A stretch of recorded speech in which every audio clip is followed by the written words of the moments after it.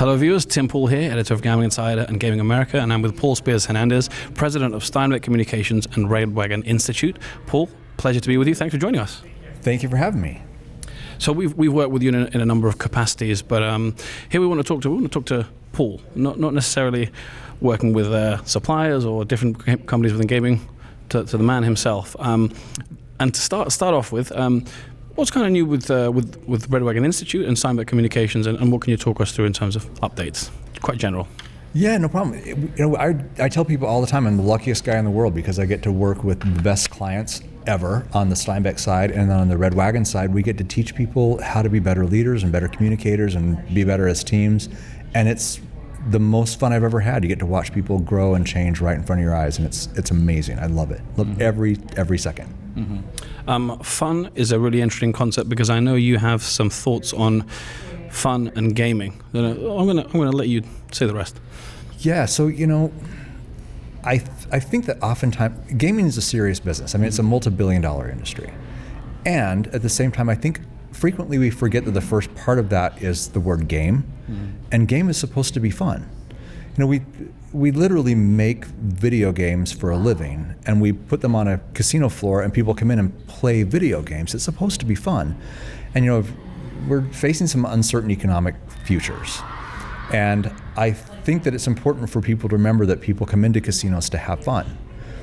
And while we need to take that seriously, we also need to be very serious about letting people have fun and being fun with them. And I got to tell you, man, if I were to place my money on something, I'm going to bet on the people who have the most fun at work, because that's who's going to win the day, because players are going to want and need to have fun probably more than ever. And then in the very near future, we had here in the States, they saw something called the Happiness Index, and it came out a week ago, and it's the lowest it's been in 36 years. For whatever reason, they don't get into all the details. Yeah. However, the fact of the matter remains the same. When people have disposable income that may or may not be a little shorter, they're going to want to have more fun because they just aren't having it anywhere else. So if we as a casino industry can provide that fun experience, that's who's going to win in the long term. Yeah, and it's as people may have touched on already, it's important to note that it's not just casinos competing with casinos. Yeah. Going to the movies, sitting watching Netflix. These are all kind of competitors now. 100%. I mean, the gaming industry, it's not the gaming industry. We're a segment of the entertainment industry. So people are going to go to movies, they're going to go to shows, they're going to go to concerts, they're going to stay home and watch Netflix, they're going to stay home and watch Amazon Prime or whatever it is that they do. They're going to pull out their phone and play casinos online. So we have a lot of competition, and we have to provide the most fun experience and memorable experience. I'm not saying don't be serious about the offers you make to people. That's not what I'm saying. I'm saying when people show up because the offer you sent them, you need to let them have a good time and have a good time doing it. We have to remember this is supposed to be fun. So start having some fun, man. Yeah. So to take gaming forward, obviously leadership at the very top of the industry is important. And Red Wagon Institute, you work with leaders and sort of leadership training and things like that. When it comes to what leaders in gaming are doing wrong right now or right now, what would you say are the strengths, potential weaknesses? I think it's the same thing. I think the strengths and weaknesses are the same. And what I mean is you can never go wrong by being a better communicator and helping your teams communicate better. And understanding that people listen differently and they have different personality types that help them communicate differently.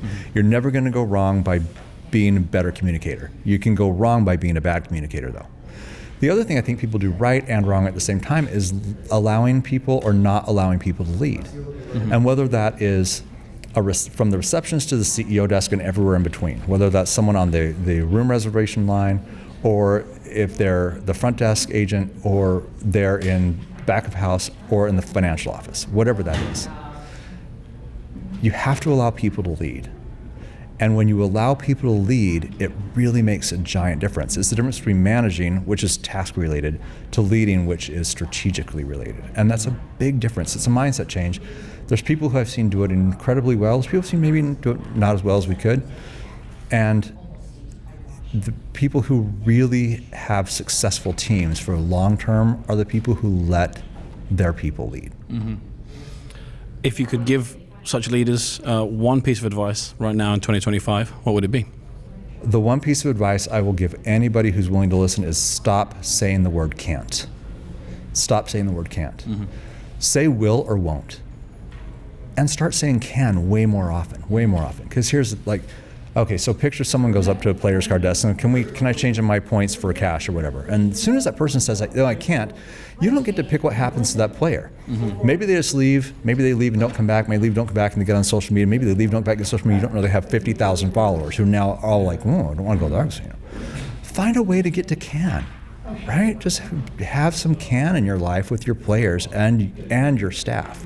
Stop saying can't. My one big piece of advice. Yeah. Mm-hmm.